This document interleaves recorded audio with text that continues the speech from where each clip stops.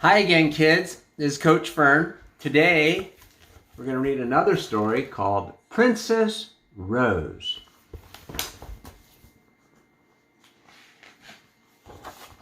Once upon a time, there was a princess named Rose. She was kind and clever and brave, and she liked horses and spiders and chocolate, but she hated spelling and frogs and peas. One day, she decided she wanted to marry a handsome prince. But there weren't any princes living nearby, so her mother, the queen, said, "I did hear of one prince down south who's looking for a princess, but for some reason his mother insists on putting peas under all the mattresses." "Ugh," the princess said, "bad enough having peas on your plate. Never mind all over your bed. He won't do it all." Her father, the king, he said, "Know of a prince up north who was quite handsome before he got changed into a frog. You'd need to kiss him, though, to get him back to normal." "Yuck," said the princess. "No way, I'll have to find somebody else." Her little brother, Prince William, said, "Well, you're not marrying me. Girls are awful." "Get real," the princess said, and she decided to put an ad in the paper. "Wanted. Nice prince. Must have good manners, be kind to animals, and must like chocolate."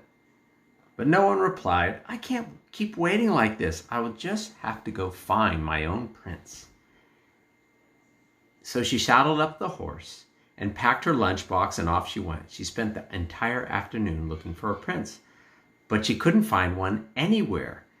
It got dark, and so she had to sleep over at her friend Rapunzel's tower. "I wish I could go and look for a prince," Rapunzel said with a sigh, "but I have to wait here and let down my hair every time someone calls. I'm sure it's not good for my roots. I'd like to have short hair and dye it blue." "Never mind," said Rose. "I'm sure someone will be soon along to free you, and you'll be able to go to a hairdresser." The next day, Rose said goodbye to Rapunzel and continued her search. She went up hill, down dale, and over yonder, and hither and thither.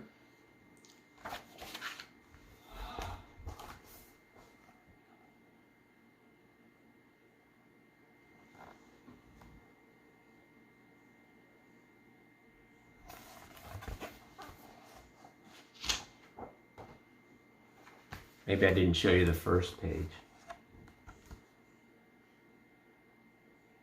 They're trying to figure out for her how to find a prince. And this is the sign that she made, which I didn't really show you. Wanted.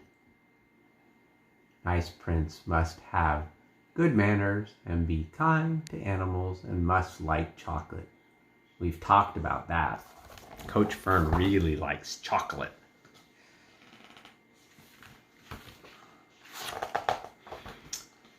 So she was riding by a big bog when someone heard someone shouting, "Help, help!" So she got off her horse and went to look. In the bog was a prince. He'd fallen off his horse. He was covered in mud. "Hang on," shouted Princess Rose. "I'll have you out in 2 ticks." So she tied a rope to her horse and threw the other end to her prince. And when he caught it, she asked her horse very nicely to pull him out. And when the prince was pulled out and stood before her, she said, "I'm looking for a prince to marry. You look nice. What do you think?" The prince replied, "I can't. I'm going to see another princess, and I'm taking her a special gift of chocolates.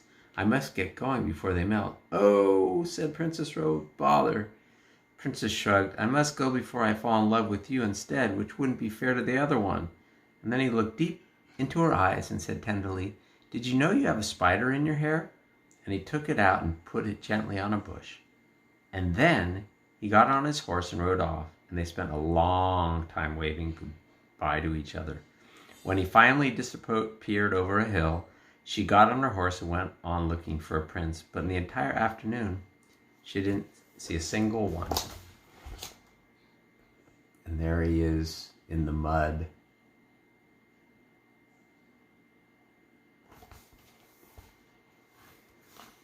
You could see his chocolates were melting.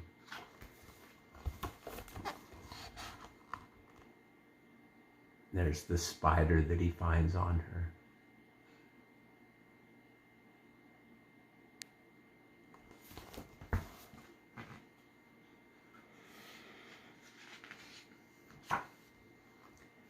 That night she stayed with the 3 bears. "Oh, if it's princes you want," said Papa Bear. "I saw a few at Sleeping Beauty's castle yesterday trying to hack their way through the undergrowth." "They're very silly," said Mama Bear. "I don't know why they just don't use a decent weed killer and save themselves all that trouble." "I want more porridge," said Baby Bear.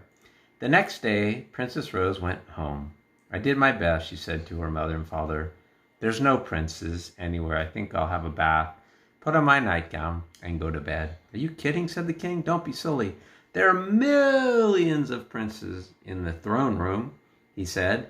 "They've all come because of your ad. It's just taken them a while to get here." There she is with the bears.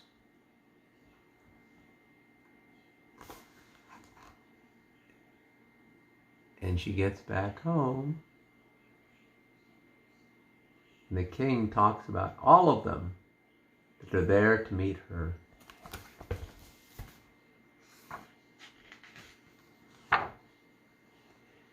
So Princess Rose ran to the throne room, and all the princes, 120 of them, immediately fell in love with her and got down on their knees and asked her to marry them, all at once.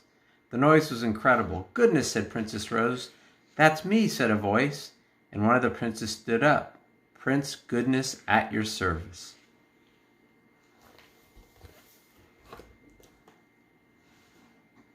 Look at all the princes. Oh my gosh. See them all?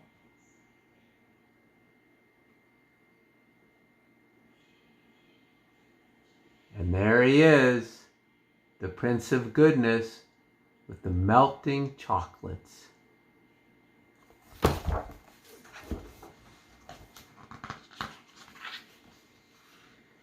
And it was the prince she had rescued from the bog. He bowed, pausing only to rescue a small spider that was in danger of being stepped on, and handed her a box of chocolates.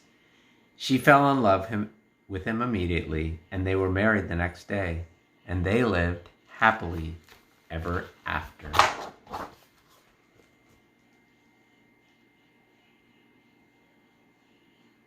Okay, kids, that's another story for today, and I look forward to reading to you and seeing you again on my next read aloud time, and have a great evening. See you later. Bye.